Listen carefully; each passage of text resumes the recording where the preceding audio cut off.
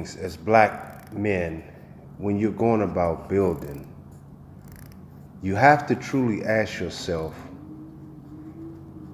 what am I sacrificing? See, everyone uses us for sacrificial purposes.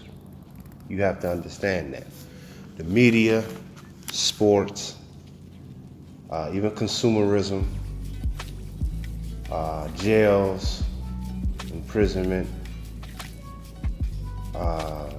just privilege. Everyone does. The whole society does. But reason why this is very important, because as black men, it's a lot of things that you're going to have to sacrifice to get what you want out of yourself and maximizing your business, which is you. You are your business. But you got to get it in your mind that the sacrifice is going to have to be on things that you may love, people you may love, your living conditions, your transportation, even your children. I wanted to do this audiobook for black men, and particularly black American men, because we have been raised by our mothers, and these are some of the things that we don't understand about sacrifice. I talked to a lot of brothers, being in the beauty industry, had a lot of male clients that are very professional men that were very successful. But one thing reigns supreme in all of them is that they talk about they want to make educated guesses in sacrifices, educated ones. Risk, let me say that. Educated risk. But some things you just can't control when you talk about educated risk, because what you think you know, you don't know. Only thing you do know is yourself. Once you start to develop and being in no man's land with oneself. In other words, this is part of your journey as black men, because you don't have help. You don't have no true security in this society. No one protects you. People only benefit off you. So your only true security is trying to understand in the moves that you are making. And like I talked earlier about resources, people being your resource, you have to first become your own resource and sacrifice a lot of stuff that you may not need, a lot of shit that you don't need in your life. For instance,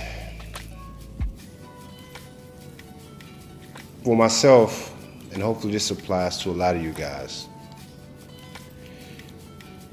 First things first, if you're driving cars, if you have transportation, there's nothing wrong with that.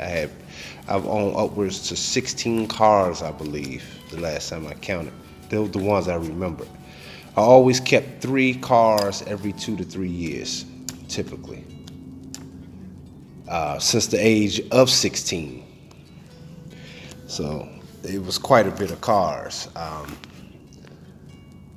And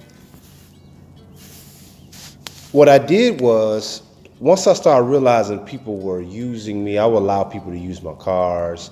They would get tickets they wouldn't pay. And I'm such a giving guy. Now, some of you guys may not be as giving as I was, but I'm just using one of these examples of what you have to do to sacrifice. This is a smaller one, but it's a big one as well. If you'll sacrifice your cars and your bills and gas, if you got a girlfriend or something like that, you're going to have to learn how to organize that in your life.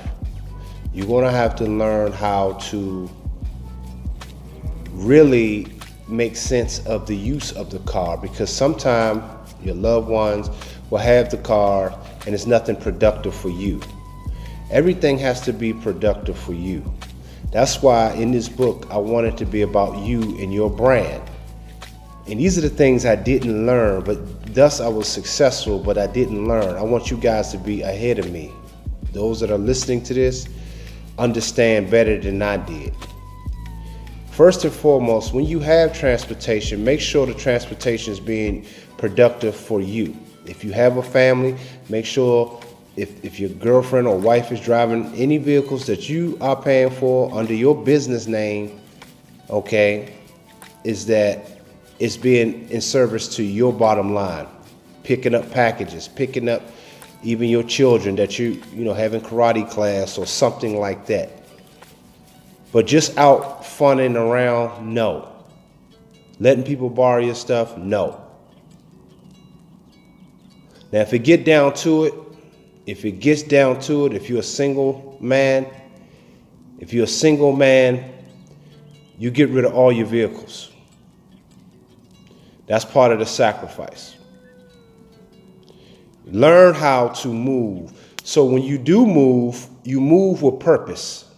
Because sometimes even having a car will get you in trouble. It give you a little bit more access to go see that girl late at night when you kind of get bored. She need her itch scratch. They'll go hang out with some friends, grabbing a drink when you're supposed to be writing and doing some research about your business. Sacrifice that car. I'm telling you guys early, I got rid of everything I had. I had Porsches, Benzes, Tahoes, Suburban trucks, Lincoln Navigators. I had a lot of Mercedes cars, SLs, the convertible, SL 550, on and on and on. But I'm saying I sacrificed all of that because I didn't want no more attention. I needed to focus and buckle down on myself. And I got to learn myself more because now when I get Uber or get a driver, I do have a driver when I do want to do something exquisite. But other than that, I learned how to discipline myself, and the moves that I make them with a purpose. So keep that in mind when it comes to your transportation. Now, some of you guys may not be able to do that, but I will encourage you if it's things, and sometimes having a certain kind of car can be costly too. See, the thing is, for myself, I like extravagant things. But if you are kind of guy that just practical, it may not be as bad. But sometimes I'm saying, that's like I said in the beginning, this is a mild sacrifice. Secondly, which to me, it's an important one, sacrificing your time with friends and family. There's a lot of people that you may love in your family, man. As black men,